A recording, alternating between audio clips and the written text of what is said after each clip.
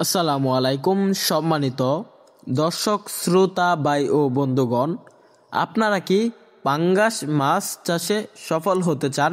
তাহলে অবশ্যই এরকম বড় সাইজের থাই জাতের পাঙ্গাস মাছের পোনা চাষ করতে হবে। কেন এরকম বড় সাইজের মাছের পোনা চাষ করবেন?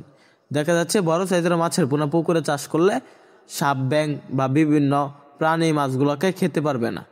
তো চাষিবারা বড় সাইজের মাছগুলা পুকুরে মারাও যায় কম, পুকুরে নিয়মিত খাবার খায় এই মাছগুলা তাড়াতাড়ি বেড়ে ওঠে। মাত্র 4 থেকে 5 মাসে মাছগুলা বাজারে বিক্রি করতে পারবেন।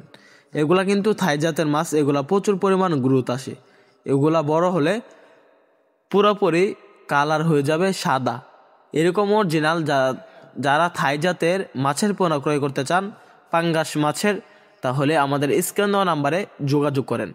আমরা সারা বাংলাদেশে পাইকারি এবং ফ্রি হোম ডেলিভারির পাশাপাশি আমাদের হ্যাসেল থেকে সরাসরি এসে দেখে শুনে সংগ্রহ করতে পারবেন থাই জাতের পাঙ্গাস মাছের পোনা। তো চাষিবারা এই মাছগুলা চাষে কেমন পরিমাণ খরচ হয়? দেখা যাচ্ছে এই মাছগুলা 6 মাসে 3 কেজি 4 কেজি ওজন আসে। এই মাছগুলাকে যদি 6 মাস চাষ করেন প্রচুর পরিমাণ খাবার খাওয়াতে হবে। তো চাষিবারা এই মাছগুলাকে আপনার নিজে হাতে বানানো খাবার খাওয়াবেন, কেননা দেখা যাচ্ছে বর্তমান সময়ে ফিড খাবারের দাম প্রচুর, বা আপনারা মুরগির লিডার খাওয়িয়ে এই মাছগুলোকে বাজারে বিক্রি করতে পারবেন।